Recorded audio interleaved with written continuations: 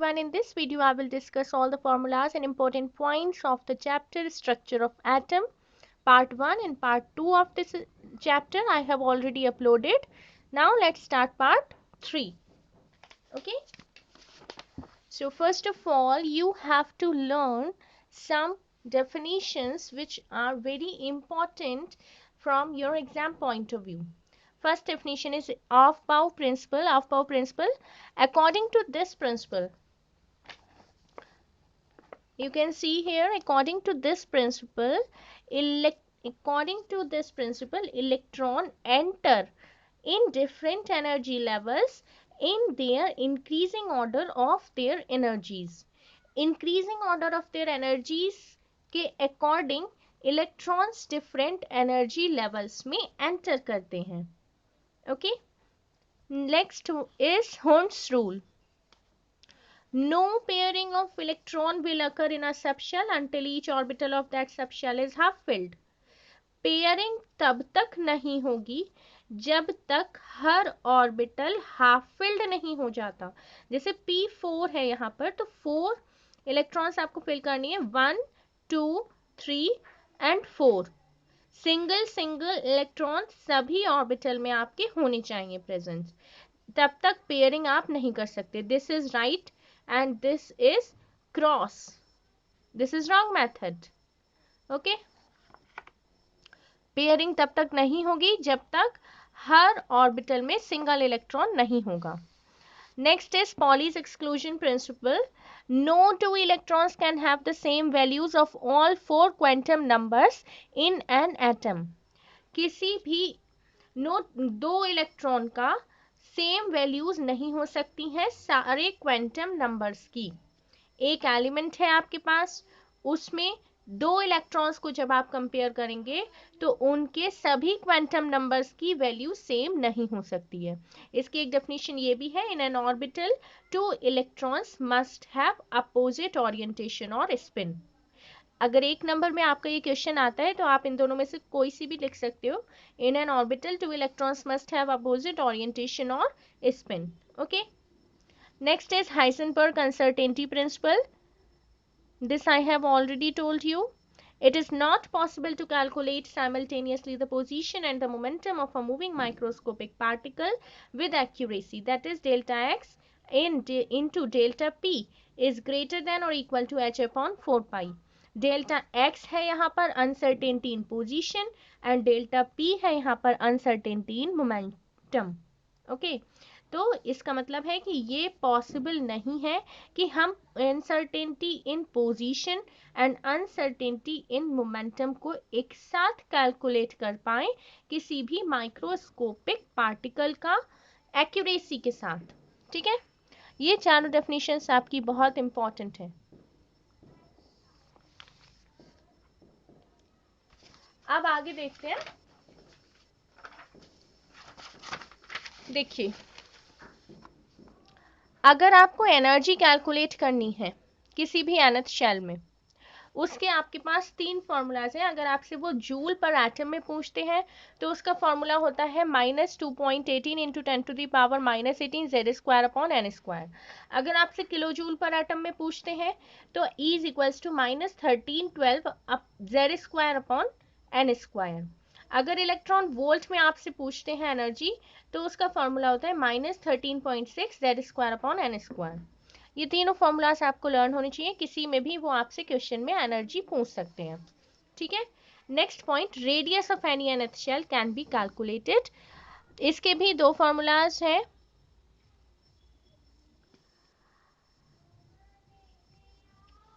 एक देखिए, इसके भी दो फॉर्मूलाज हैं आपके पास. फॉर्मूला नंबर 1 में आप रेडियस निकालेंगे 52.9 n² upon z picometre, and this is in angstrom not picometre.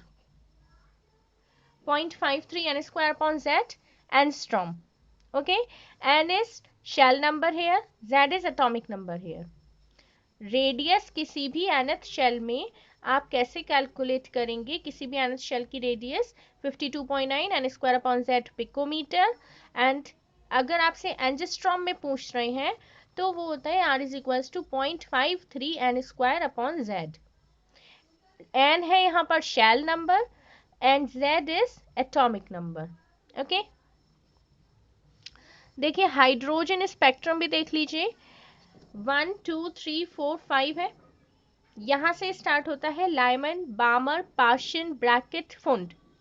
ठीक है, इंफ्रारेड रेडिएशन से पाशन ब्रैकेट फुंड, बामर विजिबल रेडिएशन में आते हैं और लाइमन अल्ट्रावायलेट रेडिएशन में आते हैं. ये एक फॉर्मूला है. Nu bar is equals to 1 upon lambda is equals to R 1 upon n 1 square minus 1 upon n 2 square to Z square. And 1 is lower shell and 2 is higher shell number, higher lower energy and n2 is higher energy. R की value होती है यहाँ पर 109677. ठीक है,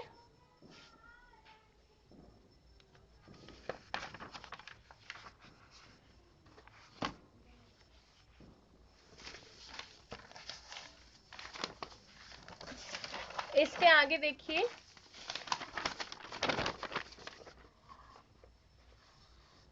MVR होता है NH upon 2 पाई. अगर आपको किसी भी शेल में वेलोसिटी फाइंड आउट करनी होती है इलेक्ट्रॉन की, उसका फॉर्मूला भी देख लीजिए. 2.19 into 10 to the power 6 Z upon n. यहाँ पर Z अपॉन n आ रहा है. Z atomic number, n shell number. Metre पर सेकेंड ये इसकी यूनिट है. वेलोसिटी है क्योंकि ये डी ब्रॉगलीज इक्वेशन देखिए. E is equals to m c square हमें पता है. E is equals to h c over lambda भी होता है. क्योंकि देखिए ई एच न्यू होता है ना, न्यू की जगह हम सी अपॉन लैम्डा लिख सकते हैं क्योंकि c is equals to nu lambda होता है. तो यहाँ से न्यू की वैल्यू आ जाएगी सी अपॉन लैम्डा. तो न्यू की जगह जब हम सी अपॉन लैम्डा लिखते हैं तो h c over lambda formula आ जाता है. ये हमें दोनों फॉर्मूलाज एनर्जी के पता है. E is equals to m c square and E is equals to h c over lambda.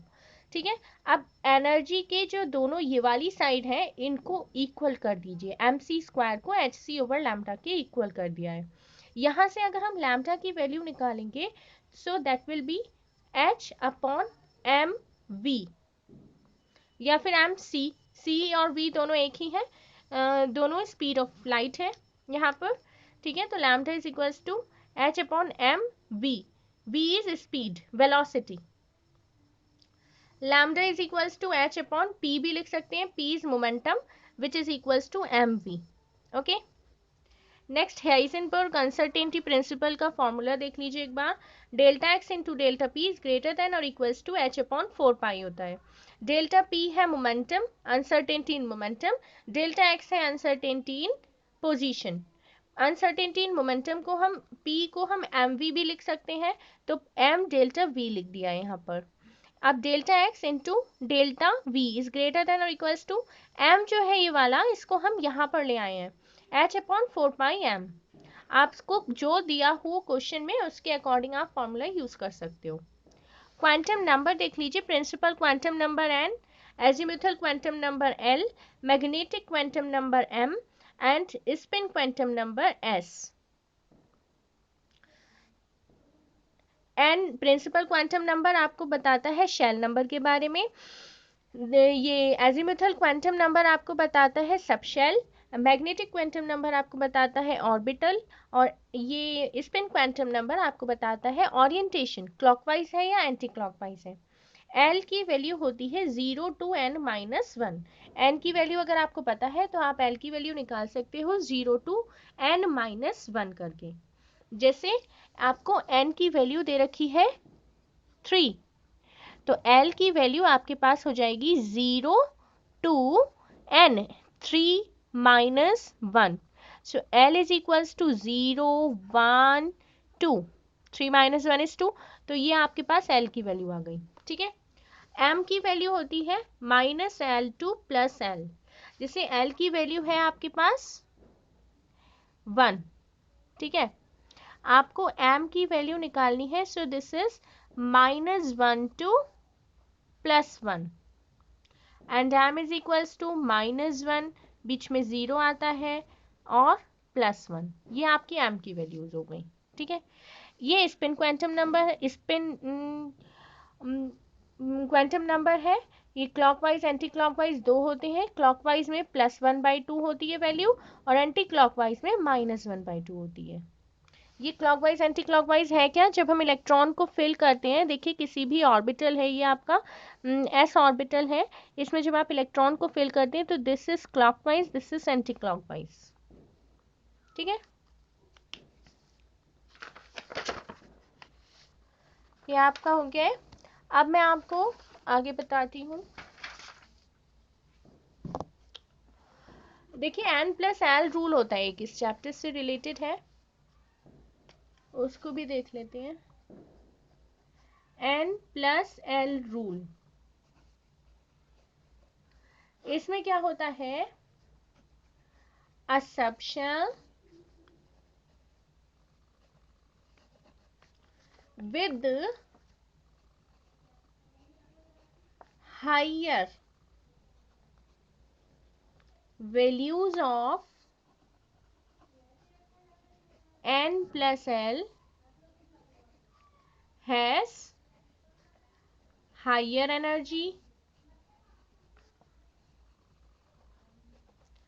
वो सब शेल जिसमें N+L की वैल्यू हायर होगी उसकी एनर्जी हायर होगी then the sub shell with lower value of N+L।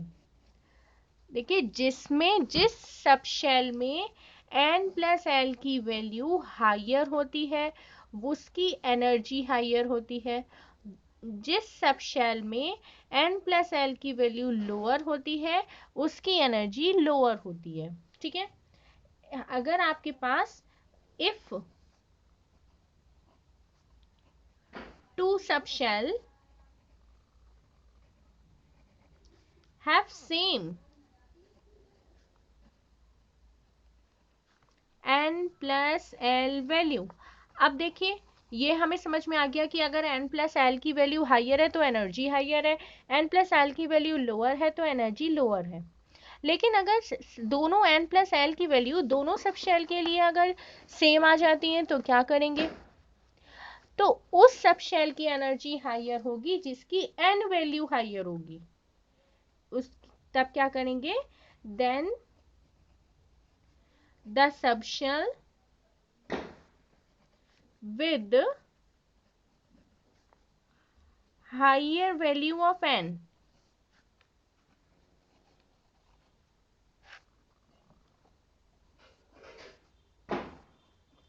has higher energy।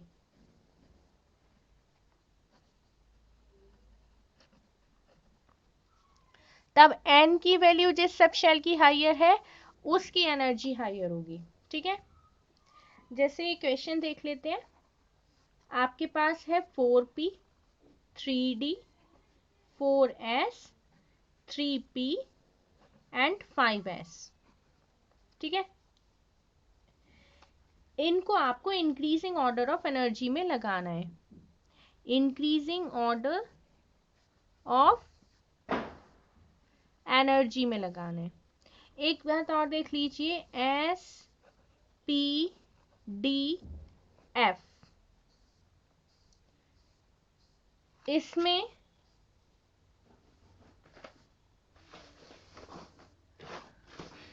S P D F में देखिए सब शेल की एस की वैल्यू होती है 0, पी की वैल्यू होती है 1, डी की वैल्यू होती है 2 एंड एफ की वैल्यू होती है 3।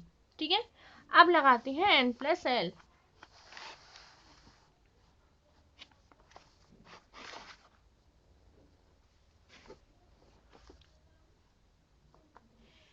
4p में जब N+L लगाएंगे, देखिए 4p में जब हम N+L लगाएंगे, N वैल्यू क्या होती है, ये शेल नंबर 4 जो है ना, ये N है।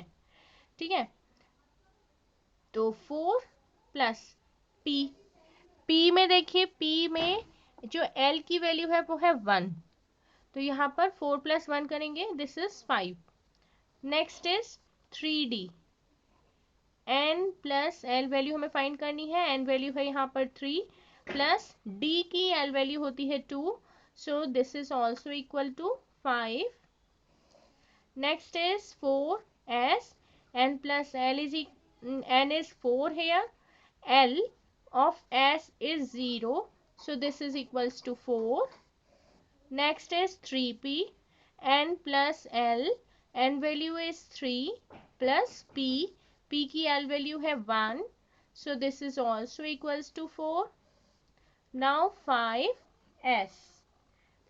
n plus l, n value is 5 plus l value of s is 0 and this is equals to 5. तो अब देखिए n प्लस एल वैल्यू इसकी 5 है, तो n वैल्यू किसकी ज़्यादा है, इसकी 5 है, इसमें n वैल्यू है 3 और इसमें आपकी n वैल्यू है 4. तो इसकी n वैल्यू ज़्यादा है तो इसकी एनर्जी ज़्यादा होगी, सबसे ज़्यादा एनर्जी इसकी होगी. उसके बाद देखिए इन दोनों के है 5, तो 4p then 3d, 4p then 3d. अब इन दोनों में देखना है हमको, तो n वैल्यू इसकी 4 है और इसकी 3 है, तो 4s and then 3p. This is your answer. ठीक है, चलिए अब आगे देखते हैं.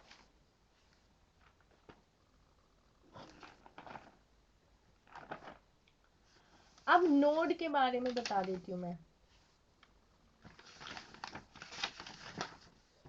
देखिए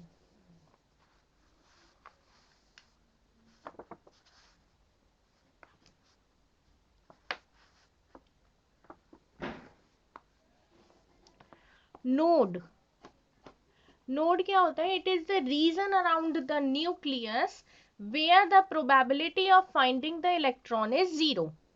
ये न्यूक्लियस के चारों तरफ का वो रीजन होता है जहां पर इलेक्ट्रॉन को फाइंड करने की प्रोबेबिलिटी 0 होती है. It is the region around the nucleus where the probability of finding the electron is 0.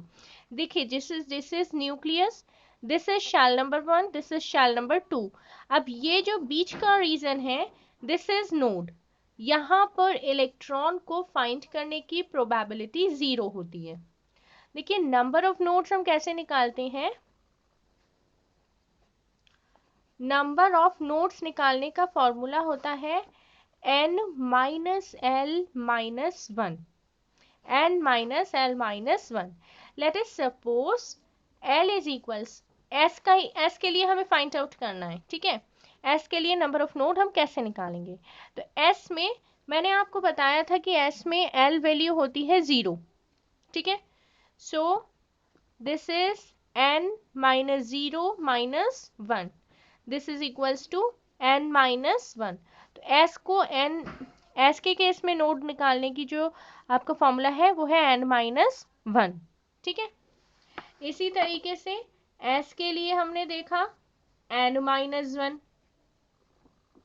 p सब शेल के लिए होता है n minus 2. जैसे मैंने s का बताया उसी तरीके से आप p का निकाल सकते हो.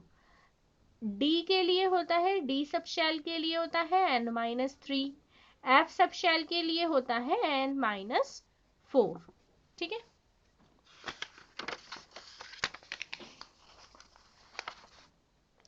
चलिए एक क्वेश्चन कर लेते हैं इससे रिलेटेड.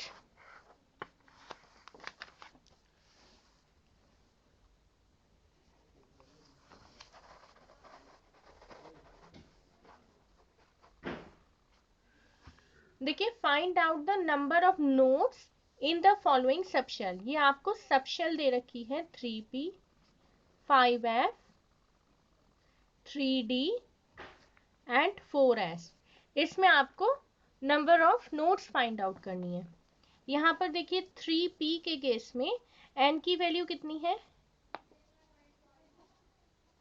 3. ठीक है, और p है, p सब शेल के लिए मैंने आपको बताया था n माइनस 2 होता है. तो this is 3 minus 2 and this is equals to 1. तो यहाँ पर नोड कितनी हो गई, 1. यहाँ पर 1 नोड हो गई, ठीक है। ऐसे ही हम 5f के केस में निकाल लेते हैं।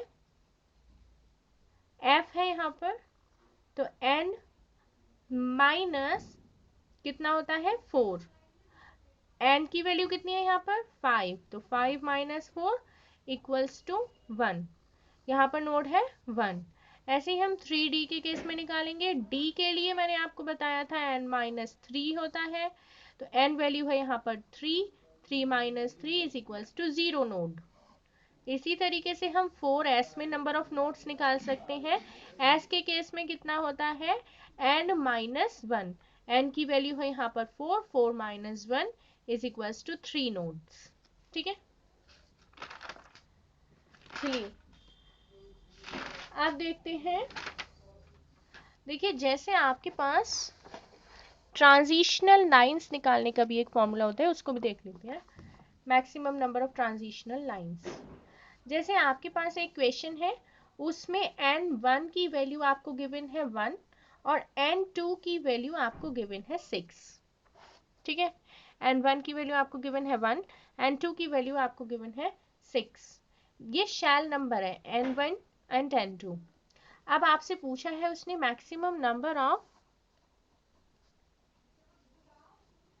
Transition lines, maximum number of transition lines. इसको निकालने का फॉर्मूला होता है सिग्मा n2 माइनस n1, ठीक है। Sigma n2 is what 6 minus n1 is what 1, 6 minus 1 is equals to sigma 5 and this is 5। ये सिग्मा 5 का क्या मीनिंग है, तो 5 प्लस 4 प्लस 3 प्लस 2 प्लस 1 तक हमें करना होता है इस तरीके से। So this is equals to 15। Maximum number of transition lines हो गई यहाँ पर 15। इस तरीके से आपको, जैसे सिग्मा 5 है तो आपको 5 प्लस 4 प्लस 3 प्लस 2 प्लस 1 तक करना होता है, ठीक है। चलिए एंड नेक्स्ट रिमेनिंग पार्ट हम इसका नेक्स्ट वीडियो में देखते हैं, ठीक है। Thank you.